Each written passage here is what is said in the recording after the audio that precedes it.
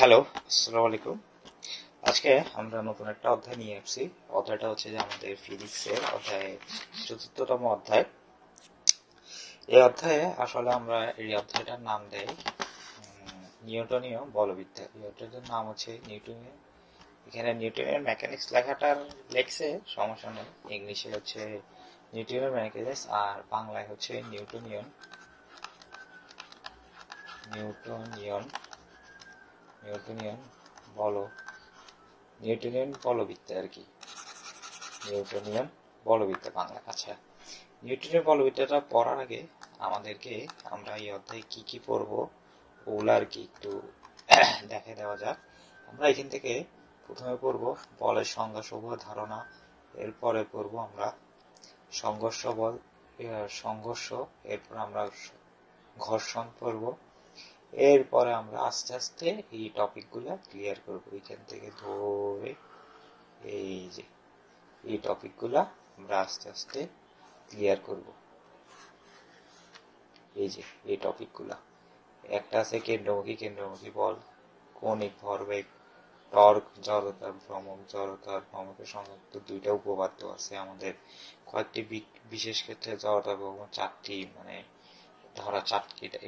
এটা বলতে কি বোঝায়, এই যে এরকম একটা মনে করো গোলক থেকে এটার মাঝখান থেকে জড়তার ভ্রমক, আবার সাইডে জড়তা ভ্রমক, এগুলো বের করতে বলে আর কি। আমরা এগুলো শিখবো। তারপরে শিখবো যে আমাদের কৌণিক গতির জন্য নিউটনের সূত্রটা শিখবো, আর কৌণিক ভরবেগের নিত্যটা শিখবো। এখানে আরেকটা জিনিস হচ্ছে, এটা হচ্ছে আমাদের Newton, Isaac Newton sir Newton আমাদেরকে এই অধ্যায়টা পুরোটা একটা গিফট হিসেবে দেয়। ওনার সূত্রের উপর, ওনার তিনটা সূত্র আছে, তিনটা সূত্রের উপর বেস করে আর কি অধ্যায়টা। তিনটা সূত্র একেবারে সোজা আর মোর ইম্পর্টেন্ট, অনেক ইম্পর্টেন্ট তিনটা সূত্র। প্রথমে এই তিনটা সূত্র শেখার আগে আমাদেরকে জড়তা সম্পর্কে একটু ধারণা নিতে হবে। আমি প্রথমে লিখে দিই, তারপরে যাই জিনিসটা এক্সপ্লেন করতেছি। জিনিসটা আসলে কি, জড়তা বলতে আমরা কি বুঝবো? জড়তা বলতে বুঝবো কি, ধরা যাক এখানে এটা একটা হচ্ছে একটা সার্টেন একটা জিনিস, এটার উপরে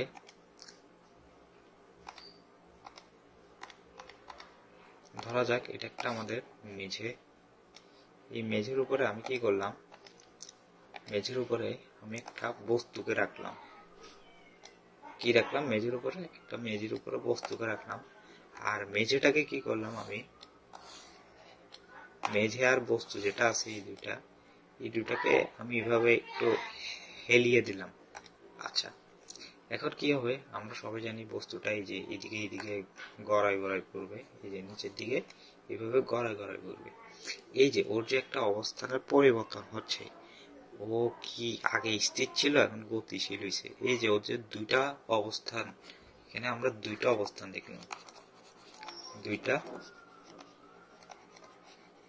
দেখলাম, এই প্রথম অবস্থান আর দ্বিতীয় অবস্থানটাই হচ্ছে আমাদের মেইনলি জড়তা, মানে বস্তু চিরকাল যে অবস্থায় থাকতে যাবে ওইটাই হচ্ছে তার জড়তা। ওকে যদি গতিশীল হিসেবে রাখি তাহলে ও গতিশীল হিসেবে থাকবে। কিভাবে গতিশীল অবস্থায় থাকবে? ধরা যাক আমি এই যে নিচের এই বস্তুটাকে আরো লম্বা করে দিলাম, লম্বা করে একেবারে ইনফিনিটি পর্যন্ত আমি এটাকে ইনফিনিটি পর্যন্ত দিলাম। তাহলে বস্তুটা একেবারে এখানে কত বেগ, সার্টেন একটা বেগে কিভাবে পড়তে থাকবে, ইনফিনিটির দূরত্ব সে অতিক্রম করতে থাকবে, যদি তার উপর কোনো বাধা প্রয়োগ না করে। আচ্ছা, ঠিক আছে। এখন তাহলে এটার সূত্রটা কি হবে আমাদের? এটার সূত্রটা হবে আমাদের, যদি লিখতে যাই তাহলে কিভাবে লিখবো? লিখতে গেলে আমাদের সূত্রটা হবে কি, সূত্রটা হবে বস্তু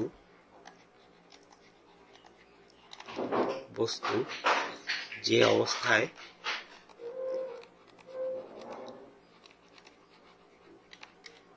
অবস্থায় আছে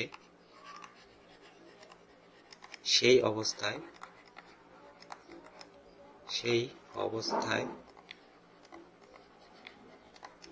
অবস্থায় থাকতে চাওয়ার যে প্রবণতা,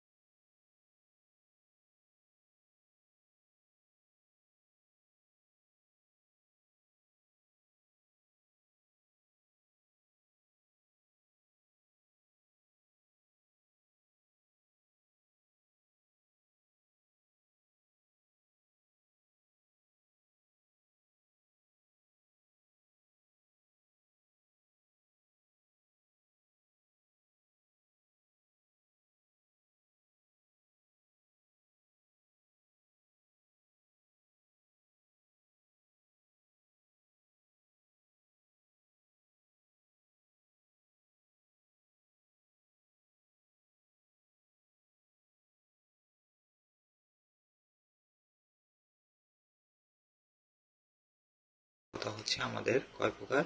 দুই প্রকার। কি কি জড়তা? একটা হচ্ছে আমাদের গতি জড়তা, একটা হচ্ছে আমাদের গতি জড়তা, আরেকটা হচ্ছে আমাদের স্থির জড়তা। একটা কি? একটা হচ্ছে আমাদের স্থিতি, মানে স্থিতি জড়তা, আর একটা হচ্ছে আমাদের গতি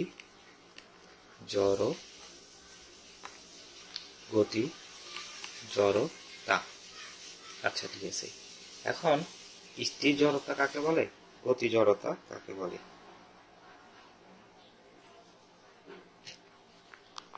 স্থির জড়তা কাকে বলে, গতি জড়তা কাকে বলে? আচ্ছা, স্থির জড়তা কাকে বলে এটা আমরা একটু এখান থেকে এক্সপ্লেন করা শুরু করি। স্থির জড়তা হচ্ছে যে আমাদের স্থির বস্তু স্থির থাকতে যে প্রবণতা তাকে স্থির জড়তা বলে। তাহলে কি হবে প্রশ্ন উত্তরটা? স্থির বস্তুর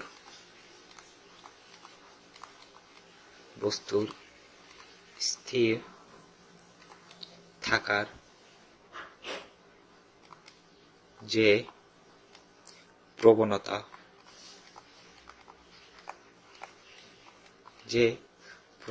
বা ধর্ম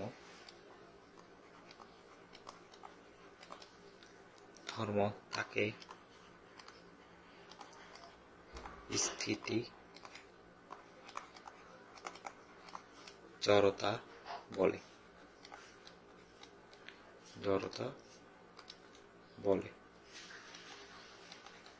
আচ্ছা, আর এখন গতি জড়তা কাকে বলে? গতিশীল বস্তুর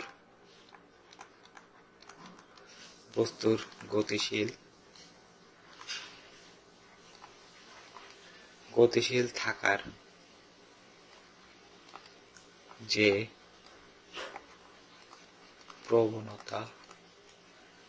প্রবণতা বা ধর্ম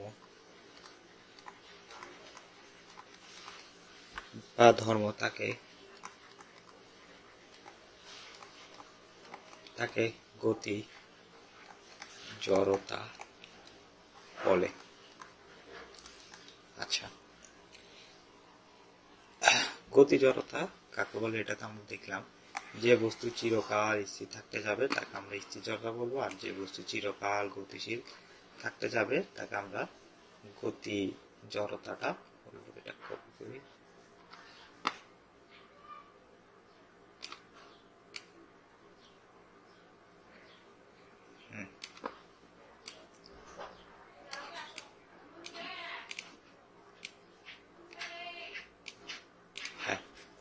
এখন জড়তা আরেকটা পয়েন্ট লিখে দিই। জড়তা হচ্ছে আমাদের ভরের উপর নির্ভর করে। এখানে পয়েন্টটা লিখে দিই। জড়তা ভরের উপর ভরের ওপর নির্ভরশীল। কিভাবে ভরের উপর নির্ভরশীল? ধরা যাক, আমরা নেক্সট পেজে দেখাই। ধরা যাক এখানে একটা তল নিলাম, আমরা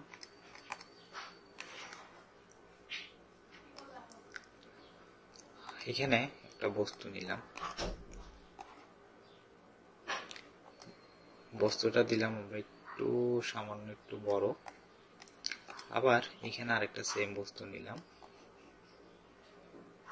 এটা কালার দিলাম একটু ছোট, তুলনামূলক আগেরটার থেকে এটা একটু ছোট। এখন আমরা একটু অ্যানালাইসিস করি। এটা হচ্ছে একটা তল, এই তলে আমি এইখানে সেম পরিমাণ ফোর্স দিলাম, এই যে সেম পরিমাণ একটা বল দিলাম, এফ বল, এখানেও একটা বল দিলাম, এফ বল। বস্তুটার ভর হচ্ছে বড় হাতের এম, আর এই বস্তুটার ভর হচ্ছে ছোট হাতের এম। আচ্ছা, এখন এখানে কি বল, এখান থেকে কি দেখতে পারবো আমরা? এই যে বাইরে থেকে যদি আমরা একটু পর্যবেক্ষণ করি তাহলে কি দেখতে পারবো? এটা বড় বস্তু, এটাকে যদি আমি ফোর্স দিই তাহলে এটা অনেক অনেক অনেক ফোর্স দেওয়ার লাগবে।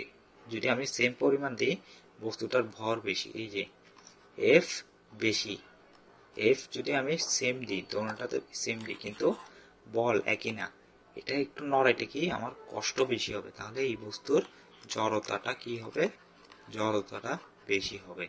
আচ্ছা, এখনকার এই বস্তু,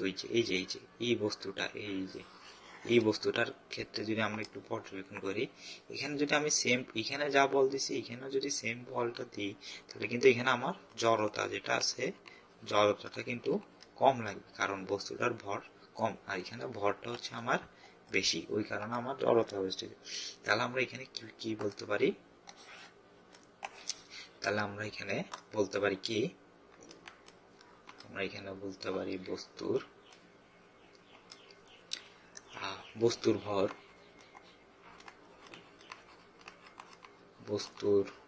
ভর এটা যদি বেশি হয় তাহলে আমাদের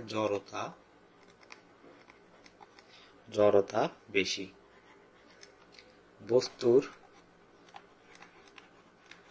বস্তুর ভর যদি আমাদের কম হয় তাহলে আমাদের জড়তা কম। তাহলে আমরা একটা এখান থেকে ইকুয়েশন কিন্তু দাঁড়া করাতে পারি। ইকুয়েশনটা কি? ইকুয়েশনটা হচ্ছে আমাদের ভর প্রপোর্শনাল টু জড়তা। তাহলে আমরা এখান থেকে ইকুয়েশনটা কি লিখতে পারি? ইকুয়েশনটা আমরা লিখতে পারি জড়তা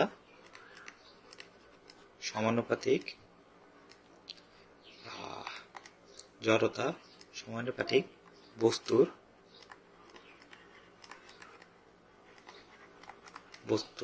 ভর। এটা কিন্তু আমরা একেবারে নিমিষে লিখতে পারি। আচ্ছা, এখন কিছু স্থির জড়তা আছে, এগুলো মনে করেন বই থেকে পড়লেই হবে। কিছু আমরা এখানে লিখে দিই, এখান থেকে বই থেকে এটা হচ্ছে আমার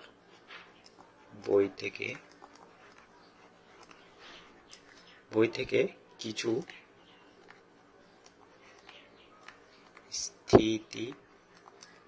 স্থিতি জড়তা ও গতি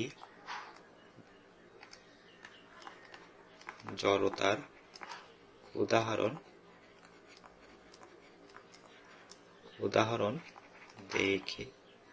আমরা দেখে নিব।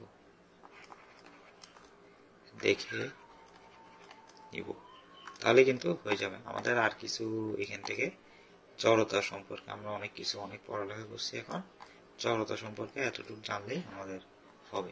মেনলি এই জিনিসটা জানতে হবে, জড়তাটা হচ্ছে যে বস্তুর উপর নির্ভরশীল, বস্তুর ভরের উপর আর কি। এটা হচ্ছে আমাদের জড়তা। বস্তু যে অবস্থায় আছে সেই অবস্থায় থাকতে চাওয়ার যে প্রবণতাটা, এটাকে আমরা মেনলি জড়তা হিসেবে আখ্যায়িত করি। আচ্ছা, এখন এটাকে একটু ঠিক করে দিই।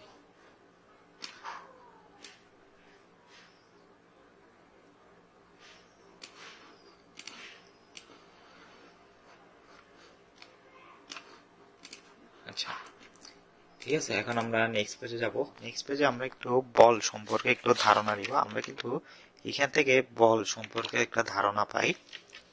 আমরা এখানে একটু বলের প্রথমে এখানে একটু বলের সংখ্যাটা দেখব। বলের সংখ্যাটা কি বলছে আমাদের এখানে? বল আসলে বলের সংখ্যাটা কিন্তু আমরা জড়তা থেকে পাই। এখানে কি বলছে আমাদের? এখানে বলছে যা স্থির বস্তুর উপর ক্রিয়া করে তাকে গতিশীল করা বা করতে চাওয়া, বা গতিশীল বস্তুর উপর করে তা গতির পরিবর্তন করা, বা পরিবর্তন বলতে আমরা ভি কে বুঝাবো, গতির পরিবর্তন, ডেল ভি। ডেল ভি করার চেষ্টা চাওয়া হয় তাকে ফোর্স, বা এটাই হচ্ছে আমাদের মেনলি জড়তার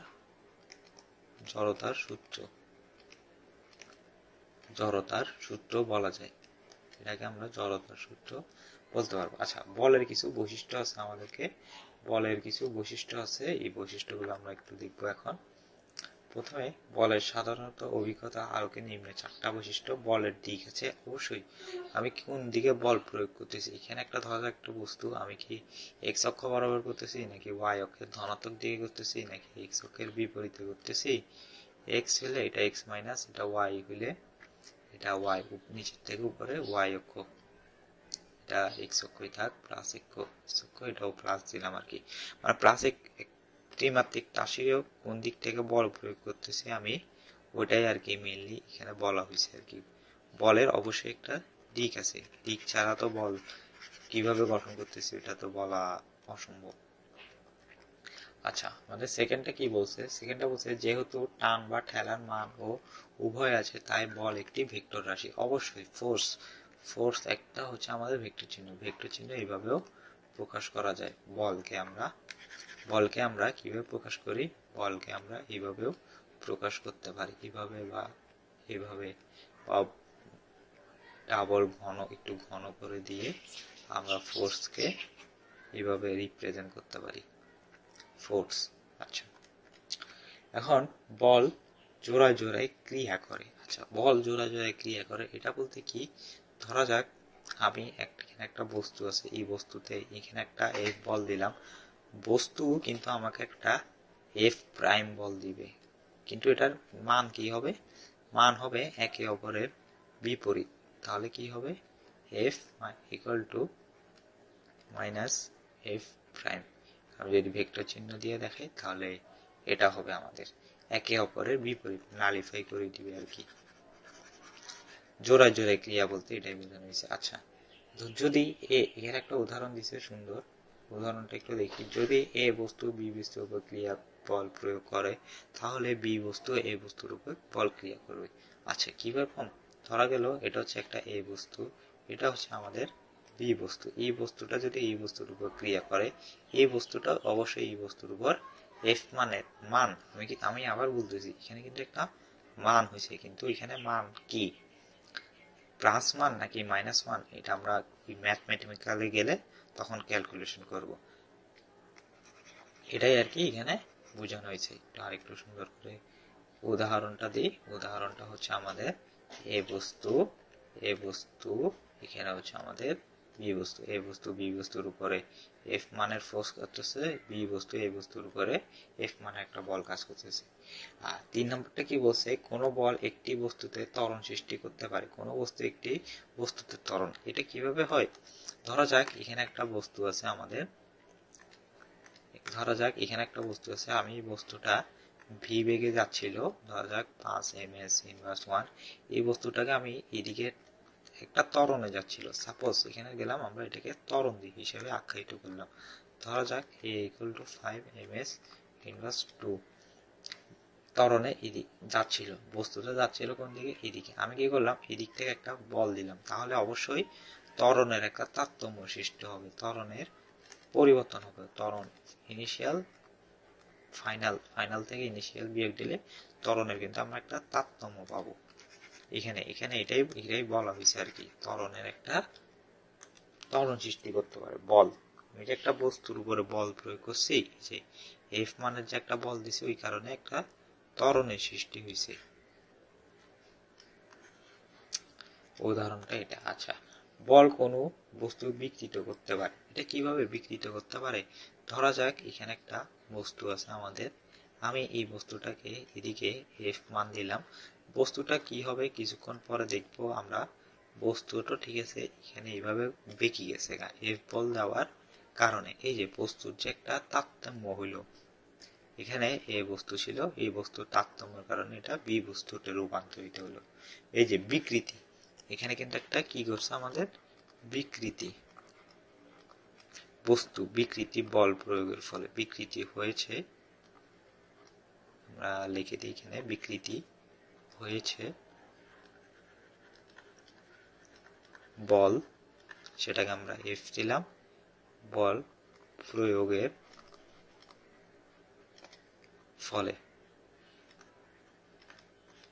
আচ্ছা, ফলে হয়ে গেছে, এটা হবে আমাদের বল বিকৃতি হওয়ার ফলে।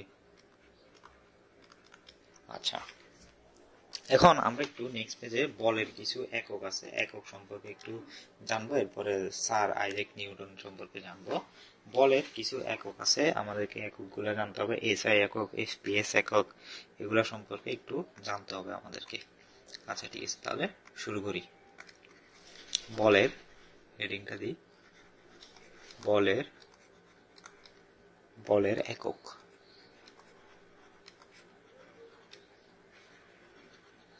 বল, সেটাকে আমরা এফ দিয়ে আখ্যায়িত করি, বলের একক। এখন এসআই একক কোনটা? এসআই একক, এসআই এককে হচ্ছে নিউটন, নিউ, এটাকে আমরা এইভাবে প্রকাশিত করি। আর এখানে আমাদের 1 নিউটন মানে হচ্ছে আমাদের 10 to the power 1, 10 to the power 5 dyne, 10 to the power 5 DY dyne. আচ্ছা, আবার আমাদের 1 নিউটন ইকুয়াল টু হবে পাউন্ডে যদি হিসাব করি 7.2324 পাউন্ড, POUND 24 এত পাউন্ডাল। আচ্ছা, আরেকটা কি, আরেকটা হচ্ছে 1 নিউটনকে আমরা 1 কিলোওয়াট লিখতে পারি। 1 কিলোওয়াট সমান হইতে পারে আমাদের মানে 9 two the power 8 Newton, 9.8 Newton সমান 1 কিলোওয়াটও হইতে পারে। আচ্ছা, এসআই একক গেল, এরপরে আমরা এফপিএস এককে যাব। এফপিএস এককে পদ্ধতি হচ্ছে পাউন্ডাল। এই যে এটা হচ্ছে আমাদের এফপিএস পাউন্ডাল, এটাকে আমরা লিখি POUN।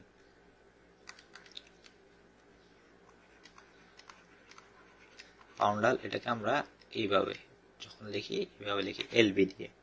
আচ্ছা, সিজিএস এককে হচ্ছে আমাদের ডাইন, এটার কোনো আর সিম্বল নাই। আর এমকেএস হচ্ছে এমকেএস লেস ইম্পর্টেন্ট, এমকেএস অত ইম্পর্টেন্ট না, এমকেএস হচ্ছে আমাদের কিলোওয়াট আর কি, যেটা এটা হায়ার মেতে অনেক লাগে, এমকেএস হচ্ছে কিলোওয়াট। আচ্ছা, এখন বলের তো আমরা একটু বৈশিষ্ট্য দেখলাম, বল ভেক্টর রাশি, বল যেহেতু ভেক্টর রাশি বলের দিকে ঠেলাকে পড়ে, তাহলে বল যেহেতু ভেক্টর রাশি, এর কি হবে, এর মান আছে, এর মানও আছে, দিক, মান ও দিক এভাবে লিখে দিই, মান ও দিক আছে, উভয় আছে, মান ও দিক উভয় আছে। আচ্ছা, এখন আমরা একটু নেক্সটে যাই, এটা গেল, এটা হচ্ছে, এটা পরে আসবে, এটা আসবে আমাদের এটার পরে। আচ্ছা, এটা হচ্ছে বলের নিরপেক্ষ নীতি, বল ত্বরণ প্রযুক্ত সমানুপাতিক, বল বস্তু ত্বরণের সমানুপাতিক, বলে ক্রিয়া বন্ধ হয়ে গেলে বস্তু, মানে এটা হচ্ছে একটা নীতি আর কি। এই নীতিগুলো আমরা প্র্যাকটিক্যালি অনেক কিছু এখানে লেখা না লেখা সমানই, আমরা জানি আসলে জিনিসগুলো। বলের উভয়মুখী ক্রিয়া ত্বরণ অভিমুখে বলতে মনে করো ধরো এটা একটা বস্তু, এখানে যদি বল ক্রিয়া করে তাহলে এখানেও ত্বরণও এদিকে ক্রিয়া করবে। বস্তুর সাথে ত্বরণ বলের উপর নির্ভর, বলও ত্বরণের উপর নির্ভর করে, অভিমুখে আর কি বলতে এটা বুঝে। বস্তুর উপর বল ক্রিয়া করলে বস্তু ত্বরণ নিয়ে চলতে থাকে। এই যে এখানে ধরা গেল একটা বস্তু স্থির, এখানে একটা বল প্রয়োগ করলাম, বস্তুটা কি করবে, এ ত্বরণে এদিকে বা উপরে যে কোনো অবস্থায় যেতে পারে, অভিমুখে আর কি। ঠিক আছে। আর নেক্সট এখন যাব, নেক্সটে আমরা কিছু বল আছে, মৌলিক বল, বলের প্রকারভেদ। একটা হচ্ছে স্পর্শ বল। স্পর্শ বল বলতে গেলে স্পর্শ বল বলতে বুঝে যে আমাদের বল সৃষ্টির জন্য দুটি বস্তু তৎক্ষণ স্পর্শের প্রয়োজন কার্যকর। আর এই স্পর্শ বল কি, এগুলো হচ্ছে আমাদের কিছু মৌলিক বল বা অস্পর্শ বল। যে সকল বল মূল স্বাধীনতা, অর্থাৎ যে সকল বল অন্য বলের থেকে উৎপন্ন হয় না, বা কোনো বলের রূপ নয়, বরং বল এই সকল বলের কোনো না কোনো রূপে প্রকাশ করে, তাকে মৌলিক বল বলে। এগুলো হচ্ছে আসলে আমাদের মৌলিক বল। এগুলা অত কিছু, এখান থেকে মেইনলি ইম্পর্টেন্ট এমসিকিউ গুলাই আসে। একটা হচ্ছে মহাকর্ষ বল, একটা হচ্ছে তড়িৎচুম্বকীয় বল, একটা হচ্ছে যে সবল বল, একটা হচ্ছে দুর্বল। আমাদের কি হলো এটা, একটা হচ্ছে আমাদের সবল নিউক্লিয় বল, কি হলো, এই আমাদের সবল নিউক্লিয় বল, স্ট্রং, এগুলা। আর এখান থেকে এটা অনেক ইম্পর্টেন্ট। উদাহরণ হচ্ছে প্রোটন, নিউট্রন একে আবদ্ধ করে নিউক্লিয়াস গঠন করে। এটা হচ্ছে সবল নিউক্লিয় বলের জন্য হচ্ছে এটা। আরেকটা হচ্ছে তাড়িৎ চৌম্বকীয় বা তড়িৎচুম্বকীয় বলের জন্য ইলেকট্রনের নিউক্লিয়াসের সাথে আবদ্ধ থাকে পরমাণু গঠন করে। সবল নিউক্লিয় বল হচ্ছে কি, নিউক্লিয়ার বিটা ক্ষয়ের জন্য দায়ী। বিটা ক্ষয় মানে ওই আমরা পড়ছি না, আলফা বিটা গামা, এগুলো ক্ষয় করে, যে ওই ক্ষয়ের জন্য আমাদের কোন বলটা দায়ী, ওইটা ক্ষয়ের জন্য আমাদের সবল নিউক্লিয় বলটা দায়ী। আচ্ছা, মহাকর্ষীয় বল হচ্ছে নক্ষত্রগুলোকে একত্রিত করে গ্যালিলিও গঠন করে। ওই যে বিভিন্ন সূর্য পৃথিবী এগুলো আর কি, নক্ষত্রকে একত্রিত করে। এগুলার আমাদের পাল্লাটা জানতে হবে এখান থেকে, মেনলি পাল্লাটা ইম্পর্টেন্ট, কে কার থেকে কত পাল্লা বিশিষ্ট। আর এটা লাগে না, আর এটা লাগে আপেক্ষিক সবলতা মহাকর্ষীয় বলের সাপেক্ষে। এগুলো কিন্তু সবগুলো মহাকর্ষীয় বলের সাপেক্ষে। এই যে লাস্টেরটা বল, এটার সাপেক্ষে কত গুণ কত বেশি। আর বাহক কণা হচ্ছে গ্লুটন, প্রোটন, WZ বোনসন, আর গ্রাভিটন। এটা মেইনলি অনেক এমসিকিউতে আসে, গ্রাভিটন। আর প্রোটনটা আসে না, আর এখানকার থেকে গ্লুটন, এটাও এমসিকিউতে আসে। আর এখান থেকে কোনটা আসে, এখান থেকে এই যে এটা এমসিকিউতে আসে, আর মেইনলি এটা এমসিকিউতে আসে। আর অসীম এটা আসে না। আর এখান থেকে এই যে এটা হচ্ছে সবল নিউক্লিয় বল, হচ্ছে যে মহাকর্ষীয় বলের সাপেক্ষে 10⁻41 এত গুণ, 10⁻এত গুণ। আচ্ছা, নেক্সট এখন আমরা পড়ালেখা করব স্যার আইজ্যাক নিউটন নিয়ে। স্যার আইজ্যাক নিউটন আইনস্টাইন আবিষ্কারক, উনি হচ্ছে আমাদের নিউটনের গতির সূত্র। উনি হচ্ছে আমাদের নিউটনের গতির সূত্র দেন, উনি আবিষ্কার করেন। আবিষ্কারক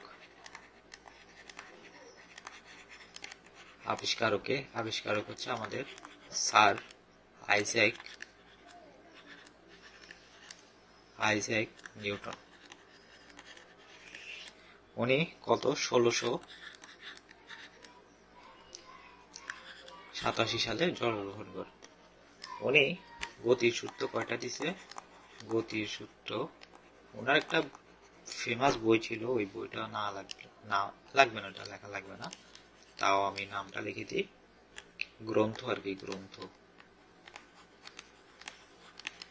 গ্রন্থ ছিল একটা ফিলো ফিলো ফিলোসোফিয়ার সোফি ফিলোসোফিয়া ফিলোসোফিয়া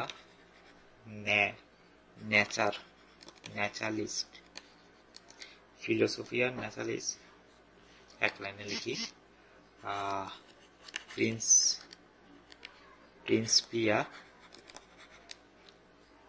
প্রিন্সপিয়া ম্যাথমেটিকা।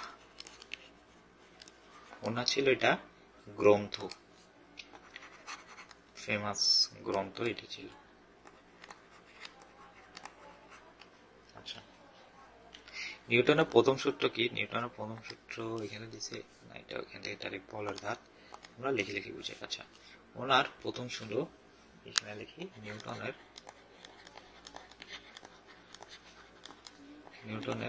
প্রথম সূত্র। নিউটনের প্রথম সূত্রটা কোথা থেকে আসে? নিউটনের প্রথম সূত্রটা আমরা জড়তা বা বলের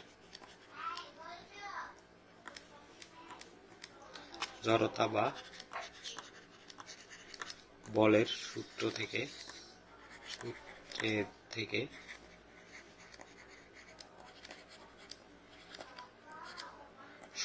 থেকে আমরা পাই। কিভাবে? উনি এখানে বলছে যে বাহ্যিক বল প্রয়োগ না করলে স্থির বস্তু চিরকাল স্থির অবস্থায় থাকবে এবং গতিশীল বস্তু সুষম বেগে গতিশীল। অর্থাৎ বাইরে থেকে বল ক্রিয়া না করলে স্থির বস্তু চিরকাল স্থির থাকবে এবং গতিশীল বস্তু গতিশীল থাকবে। কিভাবে দেখাই?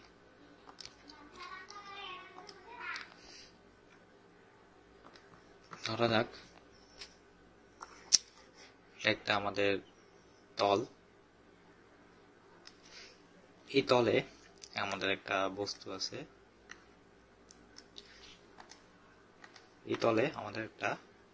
আছে, বস্তুটা কি অবস্থায়? স্থির, এম ভরের বস্তু। আমি কি করলাম, এখানে এফ বল দেওয়ার চেষ্টা করলাম কিন্তু দিলাম না। আবার সেম টু সেম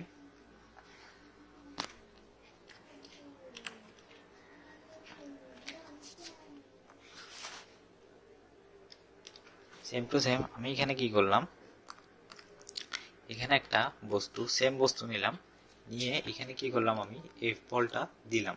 তাহলে ওর অবস্থানটা কি হবে? ওর অবস্থানটা কিন্তু গতিশীল হয়ে যাবে।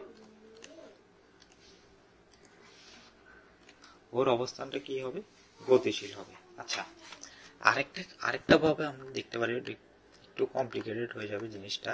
ওটা কিভাবে? ধরা যাক এখানে একটা বস্তু আছে, আমি এই বস্তুর উপরে এদিক থেকে একটা বল দিলাম, এদিক থেকে একটা বল দিলাম, আবার এদিক থেকে একটা বল দিলাম, আবার এদিক থেকে একটা বল দিলাম। বল ডিরেকশন গুলো দেখাই। আরেকটা কি করলাম, এদিক থেকে একটা বল দিলাম। এই বলের মান কত? এই বলের মান ধরা গেল আমরা 5 নিউটন দিলাম। আবার এটাই বলের মান 6 নিউটন দিলাম এম ভরের বস্তুর উপর। এখানে আবার 6 নিউটন বল দিলাম, আবার এখানে 5 নিউটন বল দিলাম। এখন এখানে কিন্তু একটা অ্যানালাইসিস করলে আমরা দেখবো যে এখানে কিন্তু মোট যে বলটা আছে, মোট বলটা হবে 0। কি হবে? এখন যদি আমি এই পোর্শনটা নিই, এই পোর্শনটা নিয়ে যদি এখানে গ্রাফ সিস্টেম করি,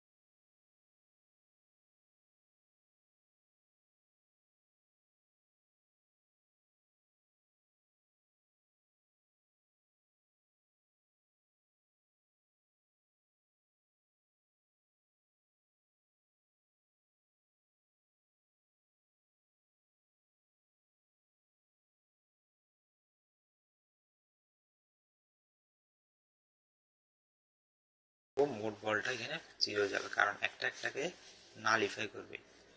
6 নিউটনটা 6 নিউটনকে নালিফাই করে দিবে, 5 নিউটনটাকে নালিফাই করে দিবে। তাহলে আমরা এখান থেকে বলের সংখ্যাটা লিখতে পারি।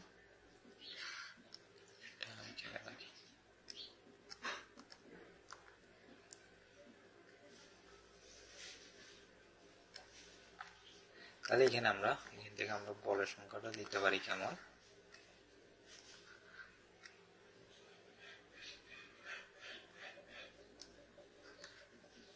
এখান থেকে আমরা বলের সংখ্যাটা দিতে পারি বাহ্যিক,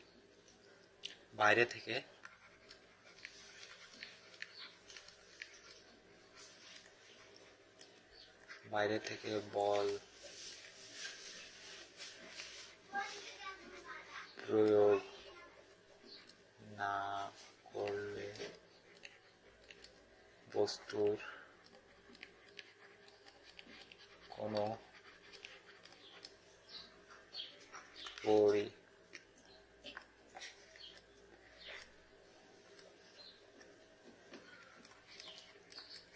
পরিবর্তন হবে না, বস্তু চিরকাল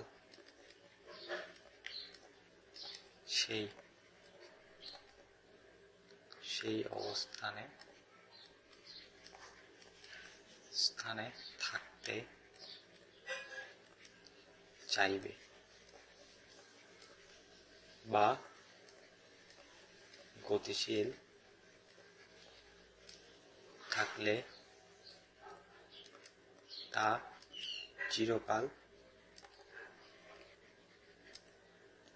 কি করবে, গতিশীল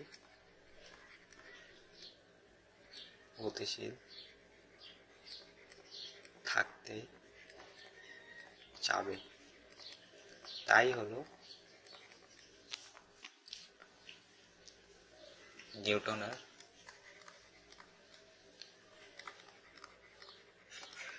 প্রথম ল বা সূত্র বলে। তাহলে এতটুকুই।